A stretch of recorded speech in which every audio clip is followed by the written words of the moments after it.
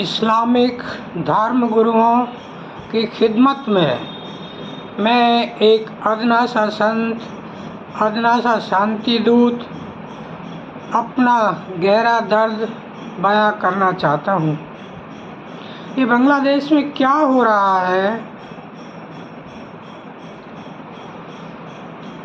जी भर आया है, मन में उथल पुथल मच रही है।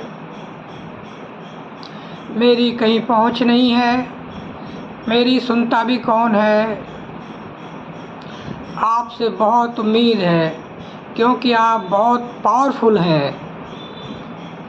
आपके श्रीमुख से जो भी कुछ निकलता है, whatever comes out of your mouth, it becomes final, no question of ifs and buts। किंतु परंतु का कोई प्रश्न नहीं है।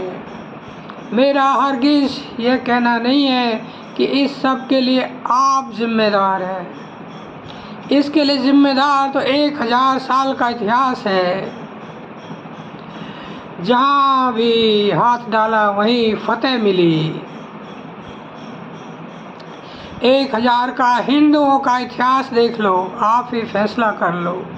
फिर भी किन्हीं भी वजूहात से इन कट्टरपंथियों के दिमाग में यह मेंटलिटी स्थायी रूप से परमानेंटली ये ठूस ठूस कर भर दी है कि काफिरों के मंदिर तोड़ने से, यानी हिंदुओं के मंदिर तोड़ने से, उनकी औरतें बहुवोटियों की जी भर पीड़ा देने से, उनके मकान दुकान में आग लगाने से और इस्लाम कबूल नहीं करने पर उनका सिर कलम करने से कोई गुनाह नहीं होता, कोई पाप नहीं होता।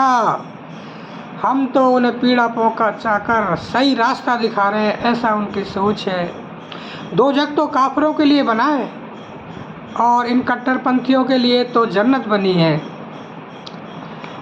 मेरा सभी इस्लाम के धर्मगुरुओं से गुजारिश है कि हम और आप सब अमन चैन चाहते हैं। समय बदला है, समय की मांग को देखते हुए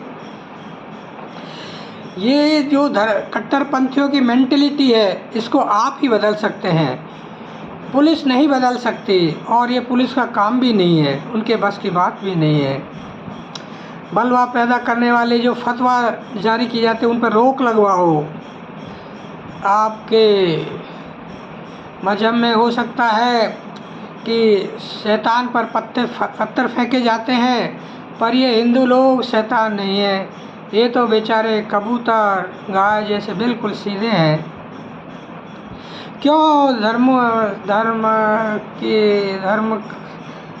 की यात्रा से आते हुए क्यों उनकी बोगियों को जलाया जाता है, क्यों पत्थर फेंके जाते हैं, क्यों पर थूका जाते हैं। थूकने की क्या रिवाज चली ये समझ में नहीं आती। ये पेशाब करने की, थूकने की पता नहीं सही है या गलत है, लेकिन ये समझ से बाहर है। ये कौन सा मजहब हो सकता है? ऐसा नहीं हो सकता।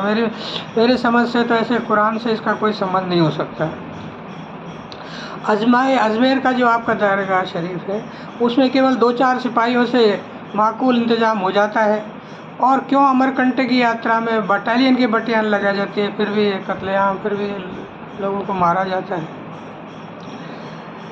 मैं तो आखिर में यही गुजारिश करता हूँ कि इन कट्टरपंथियों को समझाइए, अमन चैन बना रहे। यही लोग कभी न कभी थर्ड वर्ल्ड वार की तरफ ले जाएंगे, ये निश्चित बात है।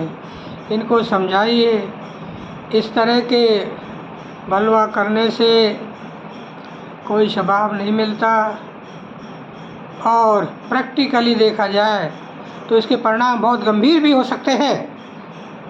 और आगे मैं बोलना नहीं चाहता क्योंकि पता नहीं मेरे मुंह से क्या क्या और निकल जाए। मैं बस शांत होना चाहता हूँ। बहुत बहुत आपको धन्यवाद। आप समझदार को इशारा काफ़ी है। धन्यवाद।